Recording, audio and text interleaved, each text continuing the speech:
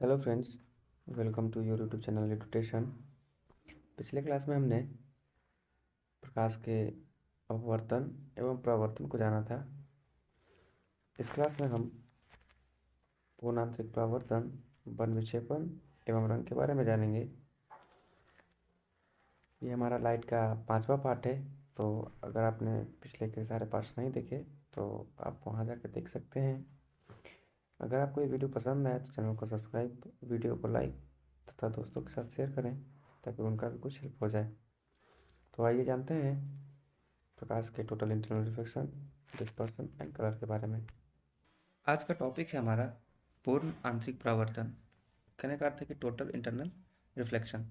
तो इसमें कंडीशंस ये होता है कि जब प्रकाश सघन माध्यम से विरल माध्यम में जाता है, ये कंडीशंस होगा तभी पूर्णांतरिक परावर्तन की घटना होगी। यानी कि वो सघन से विरल में जाएगी तभी ही पूर्णांतरिक परावर्तन की घटना होती है।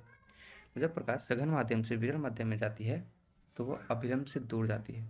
आपको हमने अपवर्तन में बताया था कि जब वो सघन से विरल में जाएगी तो वो अभिलंब से दूर जाती है। एक आपतन कोण ऐसा होता है, मतलब कि इसको अगर आप थोड़ा सा और बढ़ा दें तो ऐसा एक आपतन कोण बन जाएगा। ये आपतन कोण है, जो जाने वाली किरण है वो आपतन कोण है। तो इसको अगर हम थोड़ा सा और बढ़ा दें तो ये इस एक्सिस पे चली जाएगी। तो जो ये आपतन कोण होगा, जिस एक्सिस के लिए इस अपवर्तन कोण का मान 90 डिग्री हो जाए तो उसे हम क्रांतिक कोण कहेंगे। और जब 90 डिग्री तो यहाँ हो गया, अगर हम थोड़ा सा और बढ़ा दें तो आपतन कोण थोड़ा सा और बढ़ा दें क्रांतिक कोण से, तो ये किरण जो यहाँ जा रही थी वो यहाँ जा करके इसी माध्यम में लौट आएगी। तब वो घटना जो होगी वो पूर्णांतरिक परावर्तन होगी। तो कहने का अर्थ सीधा से ये है कि माध्यम रहते हुए भी अगर हम देखें तो माध्यम है, यहाँ पे ये एक माध्यम है, मगर माध्यम रहते हुए भी प्रकाश का उसी माध्यम में लौट आना पूर्णांतरिक परावर्तन कहलाता है। पहले हमारा प्रकाश यहाँ से जा रहा था तो ये थोड़ा सा अभिलंब से दूर जा रहा था। कंडीशन नंबर 1, हमने क्या किया, थोड़ा सा आपतन कोण को बढ़ाया ताकि वो थोड़ा सा और मुड़े और उसका जो अपवर्तन कोण का मान है वो 90 डिग्री हो जाए। और ये हमें क्रांतिक कोण के मान को दर्शाता है। जिस आपतन कोण के मान के लिए अपवर्तन कोण का मान 90 डिग्री हो उसे क्रांतिक कोण कहेंगे। और जब आपतन कोण का मान क्रांतिक कोण से थोड़ा सा और बढ़ा देंगे, यानी यहाँ कर दिए, ये क्रांतिक था हमारा तो थोड़ा सा और बढ़ा दिए, तो जब प्रकाश थोड़ा सा यहाँ आप आपतन कोण और बढ़ाया है क्रांतिक कोण से, तो प्रकाश उस माध्यम में जा करके इसी माध्यम में लौट आई और ये घटना हमारा पूर्णांतरिक परावर्तन कहलाता है। अब आते हैं कि पूर्णांतरिक परावर्तन होने के लिए भी कुछ कंडीशंस होंगे। तो पूर्णांतरिक परावर्तन होने के लिए 2 कंडीशंस हैं। पहला ये है कि जो हमने आपको ऊपर में बताया था कि ये सघन से विरल में जाएगी तभी पूर्णांतरिक परावर्तन की घटना होगी। दूसरा ये कि आपतन कोण का मान जो है वो क्रांतिक कोण से अधिक होना चाहिए। यानी कहने का अर्थ है कि ये हमारा क्रांतिक कोण है, मान लिया ये आपतन कोण था तो ये प्रकाश यहाँ जा रही थी, तो कुछ बढ़ाए क्रांतिक कोण पे किए ताकि वो 90 डिग्री का कोण बना ले और उस कोण आपतन कोण को हम क्रांतिक कोण कहें। और क्रांतिक कोण का मान अगर हम थोड़ा सा और बढ़ा दिए तो वो प्रकाश इस माध्यम में न जा करके वो इसी माध्यम में लौट आई। तो ये कंडीशंस होने चाहिए पूर्णांतरिक परावर्तन होने के लिए। ये 2 कंडीशंस हैं। क्रांतिक कोण को आपको हम बताया कि जिस आपतन कोण के लिए अपवर्तन कोण का मान 90 डिग्री होगा उसे हम क्रांतिक कोण कहेंगे। और जब हम क्रांतिक कोण का मान जो है थोड़ा सा और बढ़ाएंगे, यानी कि आपतन कोण थोड़ा सा और बढ़ाएंगे क्रांतिक कोण से, तो वो घटनाएं पूर्णांतरिक परावर्तन के रूप में हमें देखने को मिलेगी। ये वही चीज़ें हैं जो हमने आपको बताया। जब आपतन कोण के मान को क्रांतिक कोण से बढ़ाया जाता है तो प्रकाश उसी माध्यम में लौट जाती है, घटना पूर्णांतरिक परावर्तन कहलाती है। क्वेश्चन एक है कि पूर्णांतरिक परावर्तन की घटना होगी, तो घटना होगी तो उसके 2 कंडीशंस थे। पहला कि सघन से विरल में जाना है और दूसरा कि क्रांतिक कोण से अधिक होगा तभी जाएगा। तो क्रांतिक यहाँ कोण की बात नहीं कर रहा, माध्यम की बात कर रहा है, तो माध्यम क्यों लगे हम। पानी और कांच में सघन और विरल कौन है? पानी सघन है, पानी विरल है कांच के अपेक्षा, तो ये होने से रहा। सेकंड में आता है हवा से पानी, तो हवा भी विरल है पानी की अपेक्षा। माध्यम के बारे में आपको हमने प्रकाश का वर्तन बताया था कि कौन माध्यम किसकी अपेक्षा कैसे विरल और सघन होती है, इसका हमने आपको जानकारी दिया था। तो आप वो वीडियो नहीं देखे हैं तो आप उसे भी देख लें, प्लेलिस्ट में होगा ही। बात करते हैं तीसरा, पानी और हवा में, तो पानी हवा की अपेक्षा सघन का काम करती है, सघन से, और हवा हो गया विरल, यानी सघन से विरल में जा रही है, तो ऑप्शन नंबर सी हमारा सही होगा। आते हैं नेक्स्ट की ओर। नेक्स्ट कह रहा है कि अधिक अपवर्तनांक वाले माध्यम का क्रांतिक कोण कम होगा। जैसे कि सबसे ज़्यादा जो अपवर्तनांक है वो हीरे का होता है, हमने आपको बताया था पिछले क्लास में 2.42 या 2.48 के लगभग में होता है हीरे का अपवर्तनांक। तो उसका जो क्रांतिक कोण का मान है वो 24 डिग्री होता है, इसीलिए हीरा चमकता है। और हीरे के चमकने के कारण भी हमें पूर्ण आंतरिक परावर्तन की घटना देखने को मिलती है, और उसमें पूर्ण आंतरिक परावर्तन की घटना होने के कारण ये हीरा जो है कुछ ज़्यादा चमकता है। तो कुछ पूर्ण आंतरिक परावर्तन के एग्जाम्पल्स हैं हीरे का चमकना। इंडोस्कोपिक मतलब कि हमें पेट के अंदर अगर किसी पार्ट को देखना है तो उसके जांच में, या दूर संचार में आपको हमने बताया था कि ऑप्टिकल फाइबर के माध्यम से हम किसी भी प्रकाश तरंग को एक स्थान से दूसरे स्थान 0% लॉस के साथ कहीं भी भेज सकते हैं। तो दूर संचार में भी हम पूर्णांतिक परावर्तन का यूज़ करते हैं। मृग मारीचा बनने में, मतलब कि आप रेगिस्तान या कभी अगर आप देहाती क्षेत्र से बिलोंग करेंगे, आप शहर क्षेत्र से बिलोंग करेंगे, तो गर्मी के दिनों में रोड पे आपको देखने को मिलेगा कि पानी जमा हुआ है। तो वो सब घटनाएं जो हैं पूर्णांतिक परावर्तन की घटनाएं हैं। हालांकि मृग मारीचा बनने में अपवर्तन की भी सहयोगिता होती है, पर जो मुख्य सहयोगिता पूर्णांतिक परावर्तन की होती है। दूर संचार ऑप्टिकल फाइबर आपको हम आगे बताएंगे क्या होता है। कांच के चटक जाने पर इनकी दरारों का चमकीला दिखाई देना, जैसे कि आप कांच पे अगर पत्थर मार दिया वो चमक गया। जैसे गाड़ी के शीशा पे कभी कभी अगर कोई पत्थर मार देता है तो वो ऐसे ऐसे ऐसे ऐसे लाइनिंग हो जाता है और ये चमकता है। ये घटनाएं भी पूर्णांतिक परावर्तन की घटनाएं के कारण होता है। तो आप 3 पॉइंट ये जो है याद रखेंगे, हीरे का चमकना, इंडोस्कोपिक और मृगमार्चा। ऑप्टिकल फाइबर के बारे में आपको हम आगे बताते हैं। मृग मारीचा के बनने में अपवर्तन सहायक कारक है। जैसे हमने आपको बताया था कि अपवर्तन जो है वो सहायक कारक है, जबकि पूर्ण आंतरिक परावर्तन मुख्य कारक है। तो कभी कभी क्वेश्चन यहाँ से भी आ जाते हैं कि कौन कौन से कारक हैं, तो उसमें हम अपवर्तन और पूर्ण आंतरिक परावर्तन दोनों को डालेंगे। जबकि पूछेगा मुख्य कारक क्या है मृग मारीचा बनने में, तो उसमें पूर्ण आंतरिक परावर्तन को लगाएंगे। आते हैं आगे। ये रहा हमारा मृग मारीचा, मतलब कि अगर हम किसी रेगिस्तान में हैं, ये आपको शेख साहब देख रहे होंगे, शेख साहब ऊँट का पुतला गया है। तो ये रेगिस्तान में पैदल जा रहे हैं, तो इनको एक पेड़ दिखा और पेड़ का परछाई इनको दिख रहा है। तो ये घटनाएं भी पूर्णांतिक परावर्तन के कारण होती है, जिससे हम मृग मारीचा यानी कि रामायण से कुछ रिलेट करके मृग मारीचा, मारीचा एक छली आदमी था जो कि काल्पनिकता दिखाती थी मृग होने का। तो उसी से है कि ये पेड़ जो वास्तविकता है, तो पेड़ की तो वास्तविकता दिखती ही है, उसकी काल्पनिकता भी हमें देखने को मिलती है। और यहाँ पे हमें जल के रूप में कुछ देखने को मिलता है। हीरे में भी पूर्ण आंतरिक परावर्तन की घटना होती है, जिसके कारण इसकी चमक कुछ ज़्यादा ही होती है। और हीरा का अपवर्तनांक सबसे अधिक होता है, जबकि इसका क्रांतिक कोण का मान लगभग 24 डिग्री के बराबर होता है। और इसमें हमें पूर्ण आंतरिक परावर्तन की घटनाएं देखने को मिलती है। ये रहा हमारा ऑप्टिकल फाइबर। जब हम किसी भी चीज़ को अंदर, किसी भी रोग को देखना रहता है हमें कि पेट के अंदर क्या है क्या नहीं है, तो उस टाइम हम ये जो तार देख रहे हैं आप, ये ऑप्टिकल फाइबर है। और ऑप्टिकल फाइबर के माध्यम से हम अंदर की चीज़ों को देखते हैं। इसमें प्रकाश रिफ्लेक्ट होते हुए जाता है और हमें यहाँ से फिर प्रतिबिंब देता है और हम इसे देख पाते हैं कि क्या चीज़ें हैं। तो बाकी आपको ऑप्टिकल फाइबर के बारे में बताते हैं। ऑप्टिकल फाइबर जो है, जैसे कि एक माध्यम ये होता है, ये जो वाइट वाला माध्यम है, तो इसमें हम प्रकाश को पूर्णांतिक परावर्तन के माध्यम से एक जगह से दूसरी जगह पर भेज देते हैं 0% लॉस के साथ। आप ये याद रखेंगे कि ऑप्टिकल फाइबर जब हमारे देश में पूरी तरह से आ जाएगा, तो नेटवर्किंग की समस्याएं जो होती है कि हमें कहीं कहीं पे नेटवर्क नहीं मिलता है या कुछ भी है, कम्युनिकेशन लाइंस जितना भी है, तो सारा कुछ ऑप्टिकल फाइबर्स के माध्यम से अगर आ जाएगा तो 0% लॉस के साथ हमें काफ़ी कुछ अच्छा देखने को मिलेगा नेटवर्किंग के माध्यम से, 4G 5G जो भी है। ये रहा ऑप्टिकल फाइबर, जिसका कुछ व्यूज़ है। तो आपको इसका PDF हम टेलीग्राम चैनल पे प्रोवाइड करवा देंगे, तो आप वहाँ से देख सकते हैं अच्छे से। टेलीग्राम चैनल पे सर्च करना है एडुटेशन, और वैसे डिस्क्रिप्शन में अगर आपको लिंक चाहिए तो आप कमेंट्स कर सकते हैं, आप उस माध्यम से भी जुड़ सकते हैं। ये रहा कुछ महीन तार होता है और इसमें प्रकाश की पूर्णांतिक परावर्तन की घटनाएं होती है, जिससे हम प्रकाश को एक जगह से दूसरी जगह पर ट्रांसमिट कर पाते हैं 0% लॉस के साथ। अगला है हमारा प्रकाश का वर्ण विक्षेपण।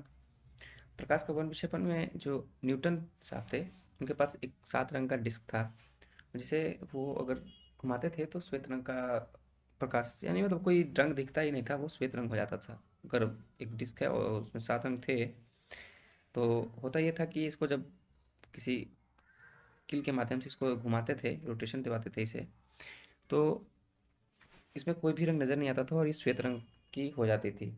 तो न्यूटन साहब का भी सोचना था कि भाई जब 7 रंग मिल कर के श्वेत रंग का निर्माण करते हैं तो इसका मतलब कि श्वेत रंग में भी 7 रंग होंगे। तो उन्होंने इस पे काफ़ी रिसर्चें वगैरह की।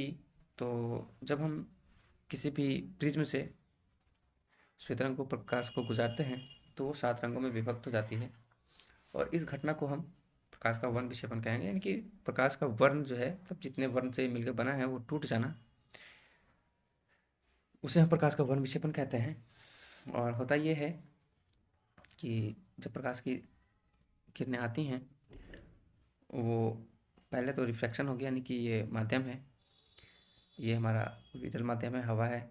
हवा से जब ड्रॉप में आएगी, ड्रॉप है बूंद है एक, तो उसमें अपवर्तन के कारण यहाँ पे आएगी, और अपवर्तन में आने के साथ इसमें रिफ्लेक्शन होगा, और फिर ये 7 रंगों में विभक्त हो जाएगी। ये कुछ पॉइंट्स हैं, वो से हम जान लेते हैं। जब श्वेत प्रकाश को किसी प्रिज्म से होकर गुजारा जाता है तो वो 7 रंगों में विभक्त हो जाती है, जिसका क्रम है वैजानी, ह पिनाला। वै से बैगनी, जा से जामुनी, नी से नीला, ह से हरा, पी से पीला, ना से नारंगी और ला से लाल। ये जो क्रम है, इस क्रम में प्रकाश का विभक्शन होता है श्वेत प्रकाश का, जब हम प्रिज्म से गुजारते हैं, जिसमें बैगनी रंग का अपवर्तनांक सर्वाधिक होने के कारण आधार की ओर होता है, यानी कि सबसे नीचे होता है बैंगनी। लाल रंग का अपवर्तनांक सबसे कम होता है और उसे हम ऊपर रखते हैं।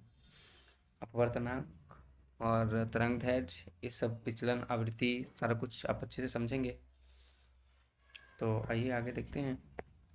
आगे है, देखिए, जब हम श्वेत प्रकाश को किसी प्रिज्म से गुजारते हैं तो वो 7 रंगों में विभक्त हो जाती है, और यही 7 रंग हैं जो विभक्त होते हैं। तो ये है हमारा क्रम, जिसे आपको देखना चाहिए। पहला है लाल, दूसरा है नारंगी, तीसरा है पीला, चौथा हरा, पांचवा नीला, छठा जामुनी और बैंगनी। जो बैंगनी है, इसका प्रकीर्णन सबसे ज़्यादा होता है, क्योंकि इसका तरंगदैर्घ्य सबसे कम होता है। तरंगदैर्घ्य मतलब उसकी ताकत, तो ये सबसे ज़्यादा फैलती है, और एक जगह से दूसरे जगह जाने में इसको बहुत परेशानियाँ होती है। जबकि लाल रंग जो है, इसका प्रकीर्णन सबसे कम होता है, और ये एक जगह से दूसरे जगह पे जाने में काफ़ी दूर डिस्टेंस तक जा पाते हैं। इसीलिए हम इसका यूज़ रेलवे के खतरे या किसी भी खतरे का निशान के लिए लाल का यूज़ करते हैं, ताकि ये इसका तरंगदैर्घ्य से दिखे और दूर से ही दिख जाए, इसका मतलब प्रकीर्णन हवा में ना हो। उसके बाद आते हैं पीला, हरा, नारंगी लाल के लगभग में ही होता है, इसीलिए हम इसको रेलवे में यूज़ नहीं करते। पीला का और हरा का भी हम रेलवे इंडिकेशन में यूज़ करते हैं, पीला लाइट धीरे धीरे के लिए, और हरा लाइट की आप जा सकते हैं। तो तरंगदैर्घ्य के अनुसार हम इन तीनों को रंगों को यूज़ करते हैं। जिनका तरंगदैर्घ्य सबसे अधिक है उसे हम खतरे के निशान के रूप में देखते हैं, लाल को, पीला को, हरा को, हर इन तीन रंगों को इसीलिए हम यूज़ करते हैं। लाल रंग से एक चीज़ और आता है कि सूर्य डूबते समय एवं उगते समय लाल क्यों दिखाई देता है, उसकी लालिमाएँ क्यों दिखाई देती है, बाकी कलर नहीं दिखाई देते, या जो दोपहर का समय होता है उसमें सूर्य में उजला दिखाई देता है, या मतलब देख नहीं पाते, उसकी तीक्ष्णता इतना अधिक होती है। तो कहने का अर्थ है कि जब सूर्य होता है तो डूबते समय पृथ्वी से दूर हो जाता है, और होता ये है कि प्रकाश से तो 7 रंगें निकलती हैं, सॉरी, सूर्य से, पर जिसका सबसे ज़्यादा तरंगदैर्घ्य होता है, यानी कि लाल का, वही पृथ्वी तक आ पाती हैं। बाकी सारे जो रंग हैं वो इधर ही विभक्त होकर बिखर जाते हैं, यानी कि क्षय हो जाता है उनका। प्रकीर्णन में इसको आगे जानेंगे कि प्रकीर्णन होता क्या है, तो उस टाइम जान लेंगे कि प्रकीर्णन क्या है, प्रकीर्णन के कारण क्या होते हैं। तो सबसे ज़्यादा तरंगदैर्घ्य लाल का होता है, सबसे कम बैंगनी का, सबसे ज़्यादा अगर प्रकीर्णन बोले तो बैंगनी का होता है, सबसे कम प्रकीर्णन लाल का होता है। आगे आते हैं, ये है, यहाँ से अगर प्रकाश जाती है तो वो 7 रंगों में विभक्त हो जाती है। R फॉर रेड, जिनको इंग्लिश में याद रखना है वो विबजियोर करके ऐसा करके कुछ होता है, उसे याद रखेंगे। और ये रहा हमारा। आगे देखते हैं। आगे है कि इंद्रधनुष का बनना। इंद्रधनुष क्यों बनता है? इंद्रधनुष का बनना भी एक प्रकाश का विक्षेपण की घटना है। वर्षा के तुरंत बाद जब सूर्य की किरणें पानी की बूंद से होकर गुजरती है तो ये 7 रंगों में विभक्त हो जाती है, जिसके कारण इंद्रधनुष का निर्माण होता है। नेक्स्ट पॉइंट है, कह रहा है कि इंद्रधनुष को देखने के लिए सूर्य की तरफ पीठ करना होता है, और यही कारण है कि दोपहर में हम सूर्य इंद्रधनुष को नहीं देख पाते। अगर दोपहर में अगर इंद्रधनुष बनेगा भी तो वो पृथ्वी पे बनेगा, ना कि आकाश में। तो पृथ्वी पे हम कैसे देखेंगे? हम तो पृथ्वी पे ही रहते हैं। तो इसलिए सुबह में या शाम में हम इंद्रधनुष को बनते हुए देखते हैं, और सूर्य की विपरीत दिशा में ये बनता है, और सूर्य की तरफ हम पीठ करेंगे तभी हमें इंद्रधनुष देखने को मिलता है। नेक्स्ट पॉइंट है, इंद्रधनुष के प्रकार 2 प्रकार के होते हैं। एक प्राथमिक इंद्रधनुष। प्राथमिक इंद्रधनुष के बारे में जान लेते हैं। प्राथमिक इंद्रधनुष में होता यह है कि जब जल की बूंदों के द्वारा सूर्य के प्रकाश का 2 बार अपवर्तन और 1 बार पूर्ण आंतरिक परावर्तन होता है तो प्राथमिक इंद्रधनुष का निर्माण होता है। इसका इमेज हम आपको दिखाएंगे। अभी इतना ही समझते हैं कि 2 बार अपवर्तन और 1 बार पूर्ण आंतरिक परावर्तन होता है, तो इसे हम प्राथमिक इंद्रधनुष कहेंगे। बैंगनी रंग अंदर की ओर होगा और लाल बाहर की ओर, यानी कि अगर ये इंद्रधनुष है तो ये बैंगनी नीचे होगा और लाल बाहर होगा। ये हमारा प्राथमिक इंद्रधनुष को देखने का या समझने का सबसे सिंपल तरीका है। यह द्वितीय की अपेक्षा अधिक चमकीला होगा, यानी इसे देखने में काफ़ी अट्रैक्टिव लगेगा। ये द्वितीय की अपेक्षा द्वितीय थोड़ा सा कम फीका होगा और ये सबसे ज़्यादा चमकीला होता है। इसे देखने के लिए हमें नेत्र पर लगभग 42 डिग्री का कोण बनना चाहिए, तभी हम इसको देख पाते हैं। इसमें आपको अच्छे से देख पाएंगे। यहाँ पे प्रकाश आई 7 रंगों में विभक्त हो गई और फिर इसका अपवर्तन हुआ और फिर हमें 7 रंगों को देखने को मिलता है। आगे देखिए, द्वितीयक इंद्रधनुष। द्वितीयक इंद्रधनुष कहता है कि जब जल की बूंदें सूर्य के प्रकाश का 2 बार अपवर्तन और 2 बार पूर्णांतिक परावर्तन, यानी कि अगर द्वितीयक है तो इसमें हर चीज़ 2 बार होंगे। परावर्तन पूर्णांतिक परावर्तन और अपवर्तन 2 बार होंगे, जबकि प्राथमिक में 2 बार अपवर्तन तो हो रहा था पर पूर्णांतिक परावर्तन 1 बार हो रहा था। इंद्रधनुष का बनना पूर्णांतिक परावर्तन की घटना पे होती है, और जिसमें 1 बार बनेगा उसे हम प्राथमिक इंद्रधनुष, और जिसमें 2 बार पूर्णांतिक परावर्तन होगा उसे हम द्वितीयक इंद्रधनुष कहेंगे। द्वितीयक इंद्रधनुष का निर्माण तभी होता है जब 2 बार अपवर्तन और 2 बार पूर्णांतिक परावर्तन की घटना हो। इसमें बैंगनी रंग का बाहर की ओर, यानी कि हमने आपको बताया था प्राथमिक के जस्ट उल्टा होगा। इसमें लाल अंदर होगा और बैंगनी बाहर होगा, और ये प्राथमिक की अपेक्षा कम चमकीली होगी। इसे देखने के लिए हमें नेत्र पर लगभग 55 डिग्री का कोण बनना चाहिए।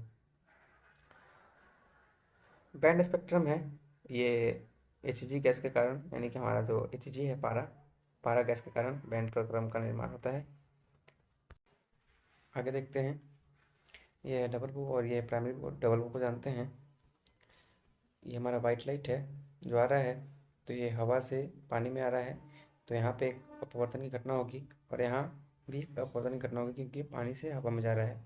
तो 2 अपवर्तन की घटना और यहाँ 2 बार पूर्ण आंतरिक परावर्तन की घटना देखने को मिलती है। इसमें भी वही है, एक बार यहाँ अपवर्तन, एक बार यहाँ अपवर्तन, और यहाँ पे 2 बार पूर्ण आंतरिक परावर्तन की घटना देखने को मिलती है द्वितीयक में। इसमें जो बैंगनी है वो बाहर होता है और लाल अंदर, और ये प्राइमरी से कुछ कम चमकीला होता है। आप यहाँ भी देख पाएंगे कि ये प्राइमरी है कुछ ज़्यादा चमकीला है, और जबकि सेकेंडरी थोड़ा सा कम चमकीला है। आते हैं प्राइमरी की ओर। तो प्राइमरी में हमें देखने को मिला कि जब वाइट लाइट आती है तो इसका एक बार यहाँ अपवर्तन और एक बार यहाँ अपवर्तन, यानी कि 2 बार अपवर्तन तो इसमें भी होगा, 2 बार अपवर्तन इसमें होगा, बस पूर्ण आंतरिक परावर्तन इसमें 1 बार होगा सिर्फ यहाँ पे, और इसमें भी पूर्ण आंतरिक परावर्तन 1 बार हो रहा है। तो प्राइमरी में पूर्ण आंतरिक परावर्तन 1 बार, अपवर्तन 2 बार, सेकेंडरी में पूर्ण आंतरिक परावर्तन 2 बार और अपवर्तन भी 2 बार। इसका जो आउटर पार्ट है वो रेड होगा, इनर पार्ट हमारा बैंगनी होगा। तो ये भी कुछ पिक्चर्स हैं, इसे आप PDF के माध्यम से देख लेंगे। ये भी कुछ पॉइंट्स हैं जो कोई आपको हमने बताया था कि 42 डिग्री हमें प्राइमरी इंद्रधनुष को देखने के लिए आँख पे कोण बनना चाहिए, और 51 डिग्री सेकेंडरी रेनबो को आँख पे देखने के लिए हमें कोण बनना चाहिए। नेक्स्ट है हमारा कलर। तो कलर में हमारा जो कलर जो है वो 3 प्रकार के होते हैं, प्राइमरी, सेकेंडरी और पूरक। तो प्राइमरी कलर का एग्जांपल डिफिनेशन जो है वो ये है, प्राथमिक रंग लाल, हरा और नीला हमारे प्राथमिक रंग है। और इसे हम अच्छे से समझ पाएंगे कि ये प्राथमिक रंग है, यानी कि प्राइमरी हमारे प्राकृतिक में उपलब्ध है। आप सूर्य को देखें तो डूबते और उगते समय हमें लाल दिखता है, तो ये हमारा प्राकृतिक रंग है। हरा, जब खेत लहलहाती है तो हरा रंग हमें देखने को मिलता है, ये भी हमारा प्राकृतिक रंग है। आकाश हमारा नीला होता है, तो ये भी हमारा प्राकृतिक रंग है। इसी तरह से हम प्राकृतिक में तीन कलर को अच्छे से देख पाएंगे, जो कि काफ़ी मात्रा में होता है, नहीं कि मतलब छोटा चीज़ है। आकाश बहुत बड़ा है तो नीला आप देख पाएंगे। खेती हमारे भारत में बहुत ज़्यादा होती है, तो खेती प्रधान देश है, तो इसलिए हरा भी हमें देखने को मिलता है। लाल, हमारा सूर्य से ही हमारा जीवन यापन चलता है, उसके प्रकाश से प्रकाशित है पूरा पृथ्वी, तो वो भी सूर्य उगते और डूबते समय लाल हमें दिखता है। तो इस तरह से हम प्राथमिक रंग को याद कर पाएंगे। प्राथमिक रंग हमारा ये रहा, ब्लू, ग्रीन एंड रेड। और जो प्राथमिक रंग से मिलकर बना वो हमारा द्वितीयक होता है, जैसे कि येलो, जैसे कि इसको सियान रंग बोलते हैं, और इसे मैजेंटा। तो द्वितीयक रंग की बात करें तो द्वितीयक रंग प्राथमिक रंग से जो मिलके बनता है उसे हम द्वितीयक रंग कहते हैं। जैसे red plus green equal to yellow, red plus blue equal to magenta, और green plus blue equal to cyan, C for सियान रंग।